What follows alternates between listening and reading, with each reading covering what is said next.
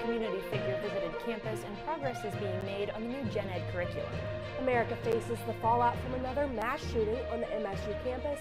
The train explosion story in Ohio continues to develop. All this and more right here on WCTV.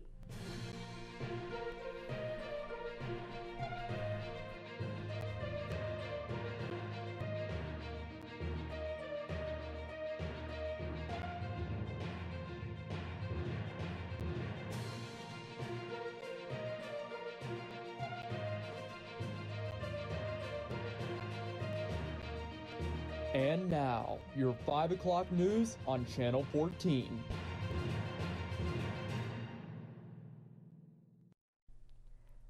Welcome back to the newscast, live at 5. I'm Gwen Napier. And I'm Rebecca Vaughn. As part of Black History Month at Waynesburg University, Dr. Cornelius Coleman hosted David Gatling, president of the Washington, PA branch of the NAACP. Tim Durkin has more. Good evening. Good evening. On Monday, February 13th, the president of the Washington branch of the NAACP, David Gatling, gave a presentation to Waynesburg students in an ongoing effort during Black History Month to introduce the community to new voices. Some said, I thought the event was wonderful. Others said, I thought it was really interesting. Gatling spoke on the topics of white supremacy, the use of the N-word, how to speak to authorities as a minority, and what equity meant to him. It was less of a presentation and more of a discussion.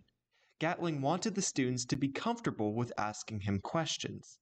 I really appreciate the fact that it wasn't just a really long, drawn-out lecture about them telling us the history. It was like 40, 50 minutes of them just talking.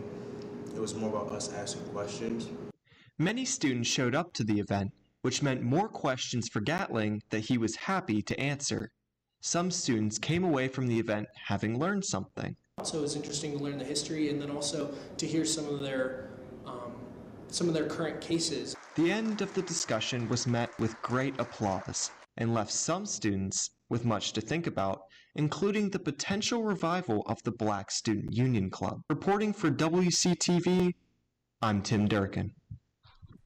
Progress is continuing on the overhaul of the Gen Ed curriculum at Waynesburg University, and for the first time, students have been briefed on the possible changes. Micah Leith has the latest. The overhaul of Waynesburg University's Gen Ed curriculum is continuing, and for the first time, it has been introduced to a student group. The general education is a topic that affects faculty, students, just all across the campus. So we really felt that it was a good thing to be able to talk to students, share ideas, and get some feedback to see, what they think. Dr. Yvonne Baldoff, the chair of the committee doing the overhaul, gave a presentation to the Student Senate at their last meeting. We really want to stress the value of liberal arts and to help students understand why they're taking general education classes, why it matters, no matter what field of study they're in, how much value it adds to their education.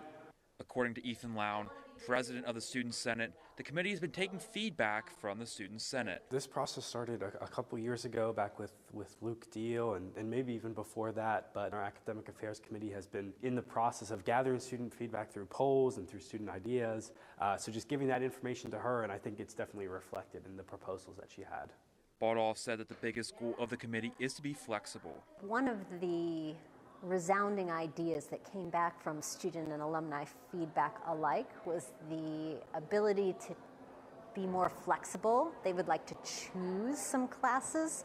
So that's one area of focus that we really thought about deeply as we put this together. One of the biggest things that students are looking for is a reduction in the number of required science classes. One of the main ones was having two science lab gen ed requirements and trying to get that down to one, which is certainly reflected, and then just the idea of flexibility and trying to have a little more student say in what they can pick and what gen eds they can choose to take. Details for the new curriculum are still not set in stone.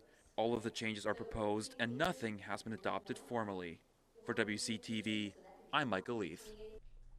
This week, the Nest started a pop-up event for entrepreneurial leadership. Nick Staso has more. Nick Staso reporting here for WCTV at the Nest. interviewing people who work here at the Nest about the entrepreneurial leadership and some of the student-created items that are within inside. I spoke to Lillian Portman, who is a graduate assistant here at Waynesburg University, and Haley Rosowski, who works at the Nest. To celebrate National Entrepreneurs Week, the eHive and the Nest will be partnering to put on a pop-up collaboration. This pop-up is going to be featuring artisans from across campus. These artisans will be faculty, staff, and your fellow students. These products will be available the rest of the week at the Nest, so you should come down and check it out. Hi, my name's Haley Rosowski. I am a student manager here down at the Nest. I have been working here at the Nest since September of last year, since the school bought it. And we're going to talk about the new little student section that we have, student and faculty, that was able to give us new products that they made. And I think it's a really cool idea. It helps, since our new store is mostly ran on a student business now, it's part of the management. It's really cool to have this, so now that faculty and students can get involved with their own entrepreneurship, with building their own new products, so we can sell them and help them flourish in what they like to do. For WCTV, I'm Nick Staso. The Student Activity Board hosted a Random Acts of Kindness Week with events tailored to inspire students to show their appreciation for others. Tyler Zeman has more. It's that time of year on the campus of Waynesburg University, and no, I'm not talking about Valentine's Day. This week, here at Waynesburg, it is Random Act of Kindness Week. With this week being International Random Act of Kindness Week, we decided to just put together things each day encouraging students on the toilet paper to just show kindness. Monday was just write a note to your professor, give them to them at the end of class. We're not often, I think students aren't often thinking about like thanking a professor for showing up every day and teaching us a subject matter that they're passionate about and that we need to know about. On Tuesday, there was a table for students to go and enjoy punch, along with a few snacks while decorating cookies to give out. On Wednesday and Thursday, students participating were encouraged to write a letter to other students, staff, and administrators. Friday is also Random Act of Kindness Day. So this is the week, but Friday we're encouraging students, faculty, staff to just do something, some random act of kindness, document it, and put it on Instagram just to show what we're doing. Students have definitely enjoyed participating in this week. So Monday, got to write on the poster, write some positive messages to some people. And then yesterday, during the cookie bar, I decorated a few cookies, gave one of my bud Benicio, and Thursday and Friday, got some exciting things cooked up. While SAB assisted in one of these events, this week comes as a debut week for a new kindness club that is being started up by night. I kind of use the phrase kindness is my compass, so I always am trying to look for just kind things to do for other people, because I think it makes a huge impact in someone's life. I think we can all think of a time when somebody has just offered one little piece of kindness, whether it was open a door for you, said hi, good morning, or paid for your Starbucks when you're online. While Knight has not had the turnout she has hoped for, she wants students to know anytime there was a new club, my first thought was I don't have time. So I think that this is a club that is not going to require a lot of time. And it actually might be a club where people are already functioning in this way. For WCTV, I'm Tyler Zeman. That's all for campus and local news. When we come back, we'll have news from around the nation. This is producer Caleb Yager, and you are watching The Buzz.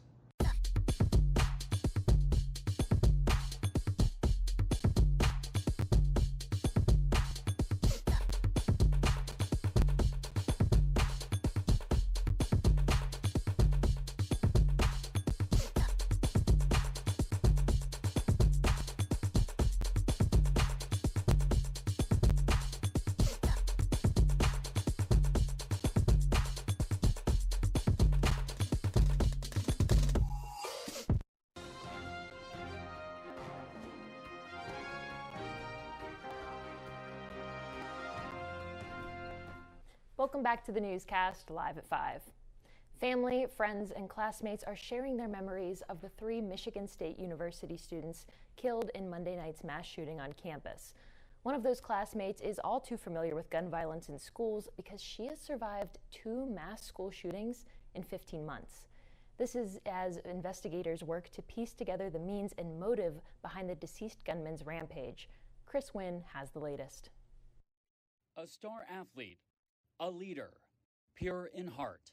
Words used to describe 3 students killed in a mass shooting Monday night at Michigan State University. 20-year-old sophomore Brian Frazier was remembered Tuesday night at a church in his hometown of Grosse Pointe, Michigan. President of the Michigan Beta chapter of Phi Delta Theta, Frazier was praised as a leader and great friend. 19-year-old sophomore Ariel Anderson called simply pure with a gentle laugh by her aunt on Instagram. Anderson was attending MSU to pursue a career as a surgeon. 20-year-old junior Alexandria Verner, known at her former high school as a top athlete and role model. She was a gift to this place, to us. I didn't think it was real, honestly. MSU classmate Ava Ferguson is reliving the trauma of her second school mass shooting. She was at Oxford High in 2021 when a gunman killed 4 people and injured 7 others. It was like traumatizing all over again. I'm still a little shaken up by it. It was just horrifying. MSU police say Monday's shooter, 43-year-old Anthony McRae, shot himself during a confrontation and died. Investigators say a 2-page note in McRae's pocket referenced 2 New Jersey schools, and a source said it mentioned past active shooter situations as well. I'm Chris Wynn reporting. McRae's note also reportedly said there were others like him who might incite violence at other schools. That was from a source familiar with the investigation. McRae was charged with felony gun possession back in 2019, but pleaded guilty to a lesser misdemeanor charge and gave up his weapon without it ever going to trial. A law enforcement source say McRae purchased 2 handguns in 2021, but as of now, investigators are not saying if either weapon was used in Monday night's mass shooting at MSU. Campus classes and activities are on hold until Monday. Counselors will be on hand to help those dealing with the trauma of Monday's shooting. Investigators probing the toxic train disaster in Ohio are reviewing multiple videos of the train prior to it derailing. The train carrying hazardous materials derailed in East Palestine on February 3rd. It forced residents to evacuate the town on the border of Pennsylvania. More than 200 homes have now been tested and cleared. The National Transportation Safety Board says one video they're reviewing shows, quote, what appears to be a wheel bearing in the final stage of overheat failure moments before the derailment, end quote. The wheel set will undergo an examination as part of the overall investigation. Investigators have not yet determined what they believe caused the disaster. Such a determination typically takes many months. The NTSB said it is reviewing other videos too, including footage from 2 local businesses reported by local media to show glowing or flames from the train prior to derailment. The agency is also reviewing recording data from the train's so-called black boxes, including an event recorder and image recorders. NBA legend Michael Jordan turns the big 6-0 on Friday. He's celebrating his 60th birthday by giving a very generous gift to a nonprofit that supports children with critical illnesses. The gift is $10 million, and the organization is Make-A-Wish Foundation. The foundation made the announcement Wednesday. It's the largest gift given by an individual in the organization's 43-year history. Jordan has been working with Make-A-Wish for more than 3 decades. In 2008, the NBA Hall of Famer and Charlotte Hornets owner was named Make-A-Wish Chief Wish Ambassador. Nissan is recalling more than 400,000 older SUV vans and pickups in the U.S. It says their logo on their steering wheels can detach or break apart when the airbag inflates and can create projectiles. In a letter, Nissan tells the National Highway Traffic Safety Administration it's aware of 4 injuries allegedly linked to the issue. The pickups involved are 2008 through 2011 Nissan Titan and Frontier models, and SUV models the Xterra, Pathfinder, and Armada. The minivans are 2008 and 2009 Quest. The issue appears to be an effectless one that presents of the recall vehicles, but the company says owners should bring them in for inspection. More details are on the NHTSA website. The Justice Department has decided not to charge Representative Matt Gaetz after a years-long federal sex trafficking investigation. That's according to a source familiar with the matter. The investigation into the Republican from Florida started back in 2020. Gaetz was accused of violating federal law by paying for sex, including with women who were younger than 18 years old. He has repeatedly denied any wrongdoing. In September, prosecutors working on the case recommended against charging Gaetz. But according to the source, the final decision came from senior Justice Department officials. That's all for national news. Next up is business and entertainment. But first, we have Austin Bechtold outside with the weather. Thanks, guys. Outside of Buell Hall in Waynesburg, Pennsylvania, currently 58 degrees with thunderstorms in the forecast for just around 6 o'clock and weather conditions bringing a ton of rain potentially going into Friday, with the temperature also dropping as well, with the low on Friday at 27 degrees as we cool off heading into the weekend. Stay tuned for the full weather update later on in the show.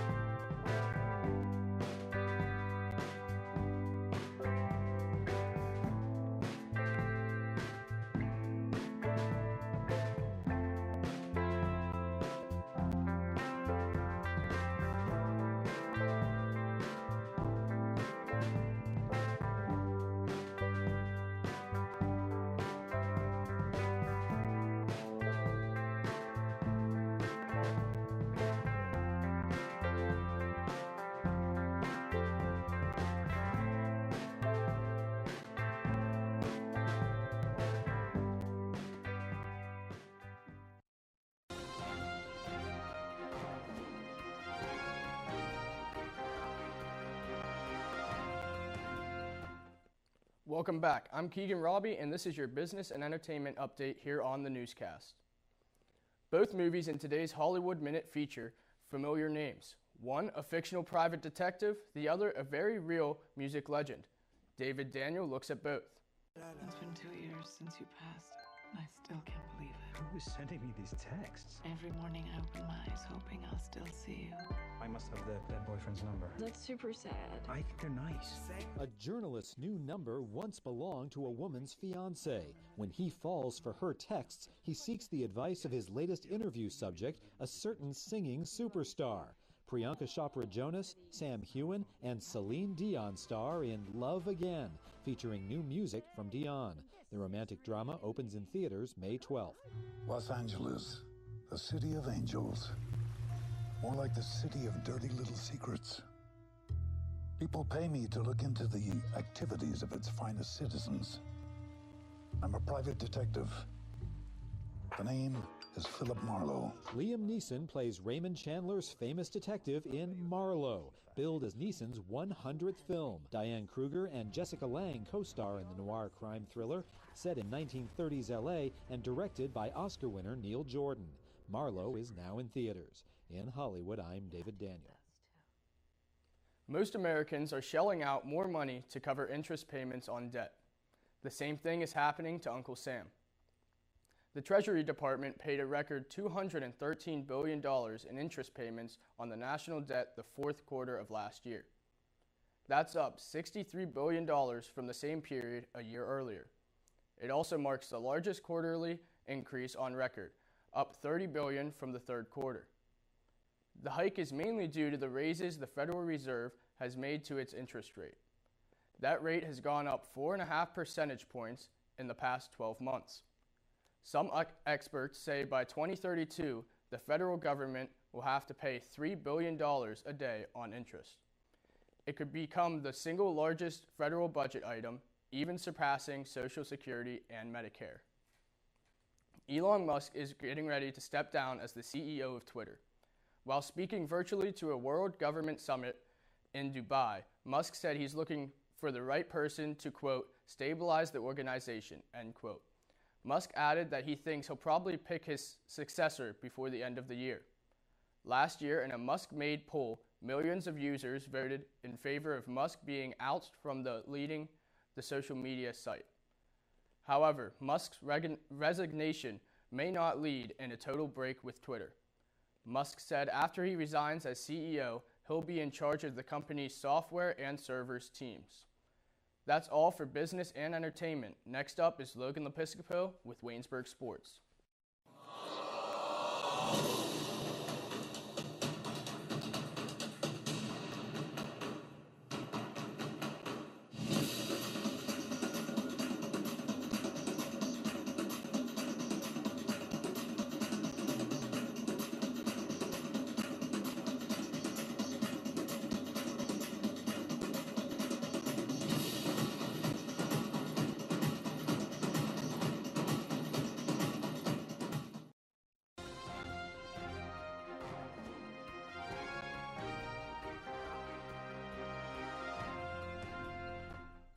Good evening, everyone. I'm Logan Lepiscopo, and this is your Waynesburg University Sports Update. Men's basketball faced off last night versus Franciscan in the Rudy Marusa Fieldhouse on senior night. The Yellow Jackets lost 65-62 and finished the season with no home conference wins. Anton Baker finished the night with 19 points and 9 rebounds, and graduate student Matt Popek finished the night with 16 points. The men finished the season on the road, going up against number 2 ranked team in the conference, Allegheny College. Women's basketball came onto the road versus the Barons, 2-16 in the conference. The Lady Jays unfortunately could not get a road victory and fall to 2-17 in PAC play after the 64-52 loss. Marley Wolf finished the game with 17 points and 9 rebounds. The Lady Yellow Jackets will travel with the men's team to Meadville, Pennsylvania to play at Allegheny. Spencer Fratteri and Carter Newcomb will have the call on WCYJ FM 99.5 The Hive, your home for everything Waynesburg. The men and women's indoor track and field teams had to meet this past Friday at Ohio Wesleyan University. Both teams took first place. The men's team finished first out of 5 teams. Kai Herbert won the high jump event after clearing 1.6 meters, and Andrew Kemmer won the triple jump with a distance of 12.23 meters. The women placed first out of 4 teams. Michaela Rose won both the 60 and 200 meter sprint, and Maggie Staines won the 800 meter. Both teams will be back in action a week from today for the PAC Indoor Championships in Youngstown, Ohio. The esports teams are back for another season of action and looking to continue the program's regular season success from last semester. Tomorrow, the Rocket League team will face Edinburgh College. This is their second match of the regular season, looking to build on the win on February 10th over Mount Union 3-1. Super Smash Bros. Is back tomorrow as well. Colsib, Dane, and Timbo all won their first matches on the 10th with clean sweeps, and Tricky Beetle lost 3-2. Last Saturday, marked the day the PAC championships were held by Teal College. Both Teal and Washington and Jefferson were named co-champions. One bright note from Waynesburg's appearance is the success of, well, you guessed it, Colby Morris. Morris was named the most outstanding wrestler of the tournament and won his second individual PAC title. Morris has his eyes set on a little bit more than just winning the 174-pound PAC crown. Waynesburg will be heading to York College February 24th to compete in the NCAA Division III Southeast Regional Championships. Baseball and softball PAC coaches polls came out in the past couple of days. The Waynesburg University baseball team was voted to finish 8th in the PAC, whereas the softball team has been voted to repeat as PAC champs. I don't know about those of you watching, but these weather changes have certainly been kicking my butt so far. Stay tuned for Austin Bechtold with your full weather forecast coming up here on Channel 14. You're watching WCTV, where we aim to bring you the best local coverage of what you care about most. Everything from local businesses to hometown sports and the latest weather. We're keeping up to date with what you need to know about issues that affect our campus and our community. We're telling the stories that matter, celebrating our past, our future, and our potential. So tune in for all the latest buzz right here on WCTV Channel 14, Waynesburg.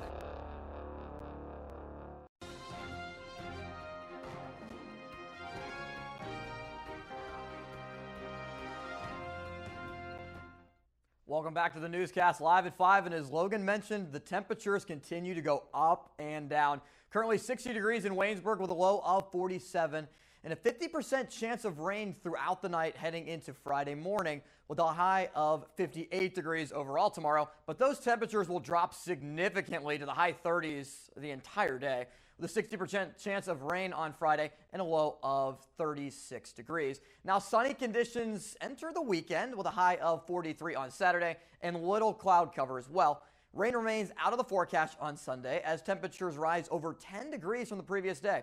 54 is the high on Sunday with temperatures sitting in the high 20s overall for the low. Now, rain could return to begin week 6 of the spring semester with a 40% chance of precipitation on Monday with a high of 53 degrees and a low around 34.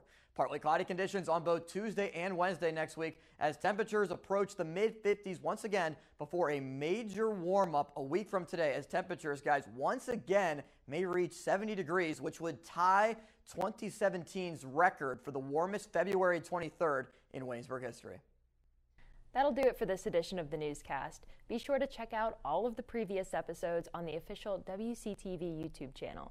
You can also watch Live at 5 every week on both the YouTube channel and Channel 14. Thank you all for watching and have a good day.